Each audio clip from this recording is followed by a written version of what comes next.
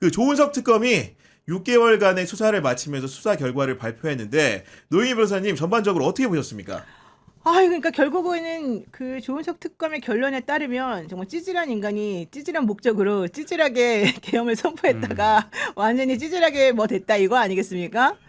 뭐 어떻게 이런 인간을 우리가 뽑아줘가지고 이 모양 이 꼴을 만들었는지 진짜 한심하다. 근데 조금 아쉬운 부분이 사실은 많아요. 이 조은석 특검이 결국 밝혀낸 게 그래서 뭐야? 아, 새롭게 밝혀낸 부분이 어떤 것이냐? 결국 밝혀낸 거 사실은 없고 이제 여기에 사법부가 영장을 자꾸 기각하다 보니까 초창기에 좀 이게 기세가 쭉 올라가다가 팍 사그라든 느낌이 있는데 또 그거를 또 이 조은석 특검이 너무 잘 받아들이고 그냥 순종하고 있네.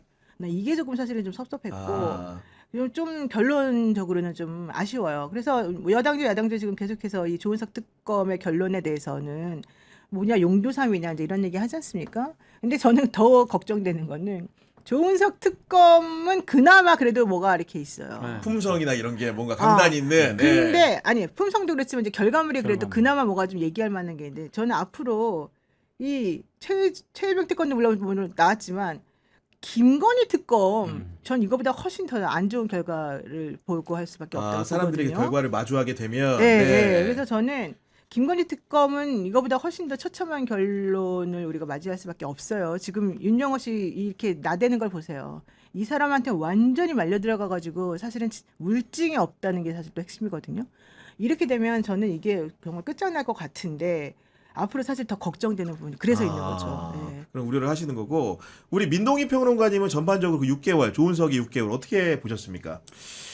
저는 그래도 3특검 중에는 그나마 상대적으로 가장 그거라니까요. 삼특검 중에. 비교 평가를 이렇게 할 수밖에 없는 뭐 현실적인 측면이 분명히 있다라고 생각을 하고요. 그리고 이게 증거 때문에 그런 거지 않습니까? 그렇죠. 이를테면 김건희하고 노상원이 직접적으로 뭐 연락을 했다거나 이런 증거만 나오면은 사실 김건희가 이번 내란에 관여하지 않았다라고 결론을 내렸는데 그 정도만 확보가 되면은 바로 이제 연결할 수 있는 그런 대목이 있었는데 이거 뭐 전화도 안 나오고 뭐가 안 나오고 이쪽에 안 나오다 보니까 그런 결론을 내릴 수밖에 없는 사실 이 부분이 가장 기대가 크긴 했거든요. 근데 이제 거기서 없다라고 결론이 나오니까 많은 분들이 거기서 실망을 했던 것 같고 제 개인적으로는 다른 뭐 성과도 있고 미진한 부분도 있긴 합니다만 제 개인적으로 가장 그래도 내란 특검이 해야 된다라고 생각했던 것 중에 하나가 김태효 관련된 그런 부분이었거든요. 김태효. 근데 김태효는 전혀 못 건드린 것 같더라고요. 예, 그 부분은 정말로 좀 굉장히 아쉽습니다. 그 김태효 부분 같은 경우에 최혜병 특검에서도 사실은 사업 처리 못한 걸로 네. 제가 지금 기억을 하고 있는데 그런 부분들에 대해서 뭔가 수사가 좀 더 면밀하게 돼야 그렇죠. 되지 않았었냐 이런 관측을 좀 하시는 거고 여기에 더해가지고 아까 말씀해 주셨지만은 김건희 씨가 그 12.3 내란에 어느 정도 개입했는가 이걸 굉장히 궁금해했는데 조은석 특검의 결과는 지금까지 물증 관계로는 계엄에 직접 관여한 흔적을 찾지 못했다. 대신 어떤 설명을 했냐? 윤석열이 계엄을 선포하자 심하게 싸웠으며 당신 때문에 다 망쳤다고 하면서 분노를 했다. 이런 주변인들의 증언만 전했거든요. 그러니까 저는 그게 조금 좀 납득이 안 가는 부분이에요. 솔직히 말하면. 왜냐하면 그 이준석 그 개혁신당 의원도 2022년 중순부터 사실은 이 윤석열이 좀 이상했다. 그런 얘기를 이제 했고 또 2023년 10월 이전부터 이 계엄을 준비했다가 이제 조은석 특검의 결론이잖아요. 그러면 그렇게 김건희를 위해서 모든 걸 바쳤던 이 남자가 자기 와이프하고 아무 상의도 없이 그냥 자기 혼자 막 미친 듯이 머릿속에서 이렇게 계획을 세워가지고 김건희는 무조건 딱 방어막 세워놓고 자기 혼자 2023년 10월 이전부터 이걸 계획해서 이걸 끝까지 밀어붙였다? 그게 납득이 가세요? 이 사람의 나홀로 성정으로? 골똘히. 이게 말이 된다고 생각하세요? 워낙 근데 지금까지 중요한 의사결정을 많이 김건희와 상의한 부분도 있었기 김건희 때문에 씨 때문에 한 거잖아요 그동안에. 그런데 자기가 그날 미쳐가지고 막 신의 계시를 받아가지고 혼자 비상계엄 선포한 것도 아니고 그 이전부터 계속해서 나는 어떻게 하면 권력을 다시 잡을까 이것만 골똘히 생각했다고 조은석 특검이 결론을 내려놓고는 근데 김건희하고는 무관해. 그래서 김건희가 뭐 열받았대. 김건희 화냈대. 이게 논리적으로 안 맞잖아요. 생각해보세요. 인과관계가, 네. 이렇게 맞아요? 2023년 10월 이전부터라 그러면 2022년 3월에 당선되고 5월에 취임하고 난 다음부터 그 한 1년 반 정도 그 전부터 사실은 윤석열이가 나 다시 권력 잡아야지 이거에 골몰했다는 거잖아요. 그렇죠. 그런데 그거를 김건희랑 상의도 안 하고 김건희는 몰랐다는 뜻이에요? 아니면은 김건희가 도대체 뭘 몰랐다는 거예요? 그날 할 걸 몰랐다는 거예요? 아니면 이거 자체를 몰랐다는 거예요. 이거 되게 이상한 거예요. 나는 솔직히 개인적으로 생각하기에는 이거를 당연히 이 여자는 알았다. 이 남자가 뭐든지 의논하는 사람이고 이 남자는 이 여자가 시키는 대로 맞는 사람인데 제가 부부관계 한번 생각해봐요. 그걸 얘기 안 하고 버틸 수 있어요? 버틸 수 있어요? 에? 그런 상황인데 조은석 특검은 그냥 화냈다? 부부관계 너 때문에 다 망쳤다고 화냈다? 무슨 소리야 도대체가. 나는 이거 도대체 납득이 안 가고 여기서 약간 면죄부를 준 몇몇 가닥이 보인다.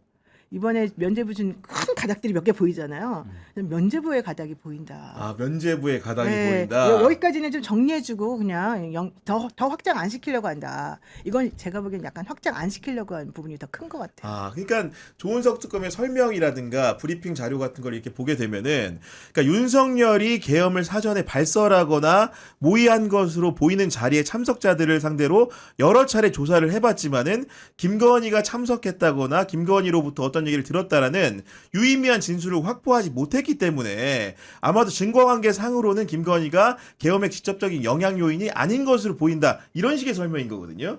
그러니까 그건 이제 형식 논리잖아요. 근데 윤석열은 2022년부터 이미 비상대권이라는 그래. 얘기를 하기 시작했어요.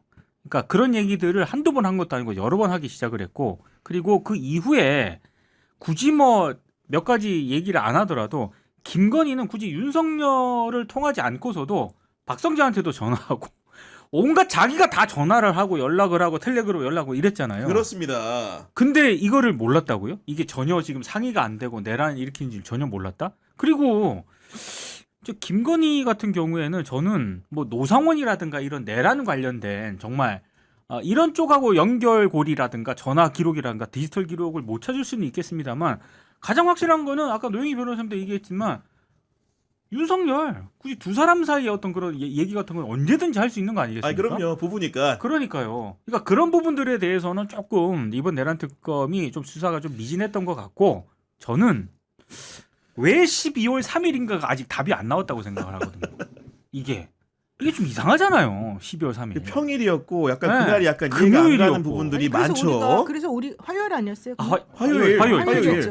평일. 그러니까 그래서 원래 우리가 신의 점지를 받아가지고 그렇죠. 그날 했을 것이다가 요점이잖아요. 네. 제대로 만약에 국회가 놀려고 할 때는 혹은 국회의 영향력을 그렇죠. 적게 하려면 주말에 해야 돼요. 네. 토요일 날 하든가. 그렇죠. 그래야지 지방으로 가는 지역구로 가는 의원들이 많고 어디 가는 사람들이 많잖아. 네. 그런데 왜 화요일 날 했냐는 거예요. 그렇죠. 말이 안 되는 거잖아요. 다음날 심지어 본회의도 있었어. 그래서 우리가 이거는 분명히 신의 계시를 받고 점지받은 날이다. 네. 너무 합리적이고 너무 멋있는 추론을 했나요?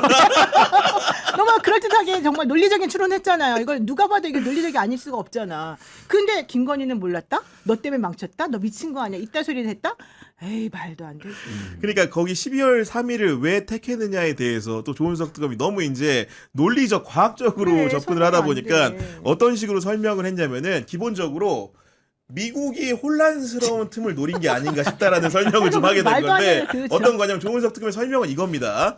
트럼프가 당시 기준으로 당선인 신분이었고 대통령, 그리고 이제 12월 4일 날 어떤 일정이 예정돼 있었냐면은 조태용 당시의 국정원장이 미국 CIA 국장 내정자를 만나기 위해서 미국으로 출국을 하기로 돼 있었고 5일날 만나기로 예정이 돼 있었다는 거예요. 그런 상황과 맥락 속에서 그런 날짜가 점지된 것이고, 과거에 박정희 전 대통령이 1972년 10월 17일에 유신헌법을 선포했는데 당시에도 미국이 대선 기간이었고 본투표는 11월 7일에 치러졌다. 이런 식의 얘기를 하면서 지레 짐작으로는 미국이 개입할 수 있는 시간을 가장 줄일 수 있는 날짜를 택일하다 보니 12월 3일을 골랐다고 하는데, 아까 말한 대로 너무 과학적으로 접근한 측면이 없지 않은 것 같습니다. 네. 이게 무슨 과학적이야. 역사학적인 건가 이게 보니까. 네. 아니 근데 이해가 안 가는 게 윤석열이는 그렇게 미국한테 절절매고 그렇게 기어다니고 막 그랬잖아. 그랬는데 미국의 허락도 받지 않고 이렇게 그렇죠. 대담하게 와이프 허락도 받지 않고 자기 혼자 이렇게 미국과 와이프의 허락도 받지 않았다. 그 대단한 이런 미국과 결과 추론에 와이프의 의거하면 허락을 받지 않고 자기 혼자 그렇게 미친 짓을 했다는 거예요? 갑자기 그런 용기가 어디서 났지 이 사람이? 나는 그거는 정말 믿을 수가 없다. 그리고 미국의 대선전 혼란을 뭐 어쩌고 저쩌고 하기 위해서 미국한테도 그때 물어봤는데 미국한테 안 그렇죠. 알려가지고 미국이 열받았다는 거잖아요. 맞아요. 많이 열받았다는 거죠. 윤석열이가 그걸 후 감당을 어떻게 하려고 그랬던 거야. 자기가 성공한다 치더라도. 나는 그건 아닌 것 같아. 아무리 생각해도. 네. 야, 자 그렇다고 한다면은 김건희의 진짜 관여 여부는 우리 특검 수사가 끝났기 때문에 어떤 방식으로 다시 한번 구증하고 알게 될 수 있다고 좀 예상을 하십니까? 저는 관여가 돼 있다고 한다면. 왜 12월 3일인가 아무리 생각을 해봐도 비과학적인 영역으로 갈 수밖에 없습니다. 이를테면 무속이라든가 그날이 윤석열 뭐 1000일 취임 아, 그런- 취임 후 날짜가 그런 얘기도 있고 또 그런 것들을 고려해가지고 12월 3일을 택한 게 아닌가 싶기도 하고요. 그리고 이게 미국 어쩌고 저쩌고 이런 얘기는 이게 굉장히 논리적인 접근상 가능한 그런 부분인데 내란 직후에 윤석열이 외신 대변인 통해 가지고 또 외신 기자들한테 릴리스하라고 했던 그래. 내용을 보면은 무지하게 허접하거든요. 그러니까 그거를 봤을 때 뭐 미국을 고려하고 대외 관계를 고려하고 이런 측면이 아니었던 것 전혀 같아요. 아니에요. 네. 능력이 안 돼요. 이거는 일단 기본적으로. 무속의 영역에서 봐야 된다. 야, 그냥 많은 분들이 지금 사실 방송 보시면서도 그렇고 그 오늘 오전부터 수사 결과를 접하면서도 아니 김건희가 12월 3일하고 관계가 없다고 사실 납득이 많이 안 되다 보니까 저희한테도 그러니까. 많은 질문을 좀 던지고 계신 겁니다. 저도 취재를 사실 좀 이해가 잘 해주세요. 안 가고요. 취재가 안 됐나요? 경향신문 네. 취재가 안 돼요? 취재가 안 다니까 지금 못 하고 있죠. 지금 얘기를 제가 지금 특검도 안 된다는데 저희 경향신문으로도 취재가 잘 안 이게 되는 이해가 안 돼요. 건데. 경향신문 취재 잘하는 걸로 내가 알고 있는데. 근데 만약에 둘만 이렇게 오랫동안 나눈 대화라고 한다면 사실은 한쪽이 자복하지 않는 이상 알기 어려운 또 한계가 존재하는 거 아니겠습니까? 어차피 지금 V0 김건희라는데 윤석열을 다스리는 입장에서 굳이 V0가 V2, 3, 4 앞에서 그런 얘기 할 필요는 없는 거잖아요. 그냥 난 그건 아닌 것 같아. 김건희랑 윤석열이요 부부싸움 얼마나 신나게 하고 모든 사람들이 다 알게끔 했다는 그렇죠. 얘기가 우리한테도 다 그동안 들려왔잖아요. 우리 몇 월 며칠 어디서 뛰어내리겠다 이런 얘기 나왔다는 소리도 들렸고 저 주어가 지금 없어요. 두 번째 누구랑 너무 시끄럽게 싸워가지고 거기 대통령실에 있던 사람들 전부 다 기겁을 하고 놀래가지고 그렇죠. 찍소리도 못하고 있었다 이런 얘기 좀 다 들었죠. 그다음에 윤석열 씨가 외국 사람 그 누구 만나려고 하는데 사우디인가 뭐 거기 만나려고 그랬는데 하도 옆방에서 시끄럽게가지고 조용조용히 버티고 있다가 나중에는 좀 문 닫아라 그래가지고 결국 조용히 했다 이런 얘기까지 들렸죠. 네. 별별 얘기가 다 들려서 이 둘 간의 대화는 조용히 둘만 나눴을 리가 없는 대화예요. 아, 이 이런 사람들의 일이 있었다고 성격상 한다면은. 목소리들이 얼마나 큰데요. 근데 그거 뭐 자복 안 하면 안 된다고요? 에이. 심지어 윤석열은 욕을 잘하는 걸로 검사 그래. 실력도 유명했잖아요. 유명했죠. 최근에 나온 보도 있지 않습니까? 김건희로부터 지금은 현역 의원이라고 보도가 됐거든요. 그때 캠프에 있었을 때는 아마 현역 의원이 아니었던 것 같은데 캠프 관계자로 보도가 됐는데 그때 뭐 이동을 하고 있었는데 전화를 해가지고 받았더니 김건희였다는 거예요. 뭐가 마음에 안 들었었나 봐요. 바로 그냥 그 사람한테 쌍욕이 나왔지. 쌍욕이 나왔다. 그 사람에게 쌍욕했지 남편한테 쌍욕한 얘기는 아예 목격자가 그러니까요. 있어요. 네. 그 아크로비스타 지하에 우리가 잘 가는 식당이 있어요. 그분들이 잘 가는 저도 네. 자주 가던 맛있어요, 그지? 저도 한번 먹어본 것 그치, 같아. 그치. 우리 네, 많이 갔을 네. 거야. 근데 그 집에서 밥 먹고 있는데 갑자기 남편한테 전화가 왔다는 거지. 나 옷 벗을까? 그래갖고 그 여자가 야 내가 너한테 쳐드린 돈이 얼마인데 너 미친 거 아니냐? 이러면서 난리 쳤다는 소리 우리 다 들었잖아요. 그 사람 다 있는 데서 다 알잖아. 그 얘기 나만 알아? 혼자 아시는 것 같은데. 아 그렇게 디테일하게 알잖아. 왜 모른 그렇게- 척해? 아니 그런데 그렇게 디테일하게는 야뭐 나 완전히 디테일하게 알아요. 아. 그 얘기를. 근데 내가 그 얘기를 어디서 들었겠어요. 나 하도 고소당해가지고 내가 구체적으로 더 말을 안 하는데. 아, 여하간 이 문제 같은 경우에는 국민적 궁금증을 차후에 이제 경찰 국가수사본부에서 여죄 수사를 한다고 하니까 다시 한번 접근을 해가지고 뭔가 총체적으로 이 당일에 왜 계엄이 발생했는지 혹시 김건희 씨의 관여 가능성이 없는지에 대해서는 수사를 한 번 더 해주기를 관청을 드리는 것이고 만약에 안 된다고 한다면 또 이제 종합특검을 하면서 2차 특검으로 가게 되면 이 부분도 당연히 다시 한번 수사를 해야 되지 않을까 싶다는 생각이 근데 듭니다. 제 개인적으로는 진짜 이상한 사람이 내란 전날에 두 사람이 있어요. 내란 전날하고 당일에. 김건희가 왜 저는 그 일종의 이상한 쉴드라고 생각하는데 성형외과 갔잖아요. 그래서 이번에 내란 특검팀이 성형외과 의사까지 다 조사를 했는데 이상하게 김건희하고 내란과 관련된 뭐 정황이라든가 이런 건 발견되지 않았다 그랬거든요. 그러니까 전날하고 당일에 뭔가 알리바이처럼 김건희는 그냥 약간 클리어한 모양새를 만들어놨어요. 뭐지? 모를 리가 없는데 분명히 또 한 사람이 김태효예요. 분명히 외환이라든가 이런 쪽에 심각 HID에도 관련이 돼 있고 이런데 전날하고 당일날 이상하게 알리바이 만들어놨잖아요. 기자들하고 뭐 저녁을 먹는다는 등. 그리고 김태효 관련된 뭔가 행적이 전날하고 당일날은 김건희처럼 투명합니다. 난 이 두 사람이 되게 이상하더라고요. 네. 네. 어쨌든 간에 그런 이제 미비한 부분도 저희가 얘기를 하고 있는 건데 그럼에도 불구하고 조은석 특검이 출범한 일에 잘한 일이 있다고 한다면은 우리가 직위원 재판부 때문에 윤석열이 풀려나서 무려 124일간 수감이 안 된 상태에서 밖에 있지 않았습니까? 그럼 뭔가 그 뭐라고 불가측한 예측할 수 없는 그런 상황들을 빠른 재구속을 통해서 해결했다. 이런 부분은 잘한 점이라고 볼 수 있지 않습니까? 그렇죠. 그나마 그 직위원 재판부에서 구속 취소를 시켜주면서 사실은 이 내란죄 관련해 가지고 이 사람을 잡아들였다가 풀어줬잖아요. 그리고 난 다음에 7월달에 특수공직방으로 결국에 이제 그렇습니다. 구속영장을 받아냈잖아요. 네. 그것부터가 사실 이제 시작이었고, 그리고 난 다음에 김건희까지 쭈르르 연결이 돼서 거기까지는 다 좋았다니까요. 그나마 그거라도 안 했으면 정말 난리가 났었겠죠. 그런데 어느 순간부터 갑자기 탁 막혀가지고 이렇게 바리케이트가 딱 쳐져 있는 느낌인 거예요. 그 바리케이트를 누가 쳐줬어요? 우리가 알기로는 사법부가 법원에 쳐줬잖아요. 영장 판사님들이. 왜? 그리고 우리가 전부 다 너무너무 논리적이고 너무너무 합리적인 추론으로 이 로지컬하게 우리가 설명을 했잖아요. 의심을 하고. 네. 근데 또 그분들은 전부 다 아무 관여도 없었다. 이러면서 또 그분들에게 다 면죄부를 딱 줬잖아요. 그러니까 내가 아까 말했잖아. 면죄부 주는 그 몇몇의 중요한 흐름이 있다. 그 면죄부를 받으면서 이제 이게 조금 정리가 되어 왔는데 결국에는 이 법원에서 이 사람들에게 영장을 발부하지 않으면서 흐름이 딱 이렇게 무슨 동맥경화처럼 딱 막혀버린 막혔는데 그 부분을 뚫어주지를 않고 이제 이분들이 알았어. 너네들의 의사를 정확히 알아들었어. 우리가 여기서 정리를 할게.